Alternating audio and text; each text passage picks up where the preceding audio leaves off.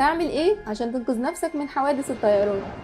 الطيارات بتعتبر من أكثر وسائل النقل أمانًا على الإطلاق، احتمالات الوفاة في حادث تحطم طيارة بتكون بنسبة 1 في 11 مليون، يعني المفروض إننا نطمن. أول خطوة لازم تعملها وأنت مسافر، وهي ضد مفاهيم ناس كتير أوي من اللي بيقولوا إننا نخلينا براحتنا واحنا مسافرين، فممكن تلاقيهم لابسين مثلًا شبشب، هو هيكون مريح لكن ده ضد إجراءات السلامة لو حصل أي مشكلة على الطيارة، لأنك مش هتقدر تجري بيه، ولا هيحمي رجلك لو لا قدر الله في حريق، وده بيندرج تحته الشوز اللي بكعب أو الشوز اللي برباط. الطيارة لو وقعت في إحصائية بتقول إن 68% من أسباب الوفاة ما بتكونش بسبب السقوط، لكن بتكون بسبب الحريق اللي بيحصل بعد التصادم، وعشان كده لازم تختار انك تلبس بنطلون طويل وقمصان كمامها طويله لانها هتحميك من النار وكمان الاشياء الحاده. تاني خطوه، حاول انك تختار مكان اكثر امانا في الطياره، هو ده طبعا بيتوقف على شكل وطريقه الحادثه هتكون ازاي، لكن بشكل عام بيقال ان المقاعد اللي في الخلف بتكون اكثر امانا، لكن بغض النظر انت قاعد فين لازم تعرف كويس قوي مكان مخارج الطوارئ، واختار مخرج يكون اقرب واحد ليك وخليك عارفه. تالت خطوة، لازم تعرف كويس قوي ان اول 3 دقايق بعد الاقلاع واخر 8 دقايق قبل الهبوط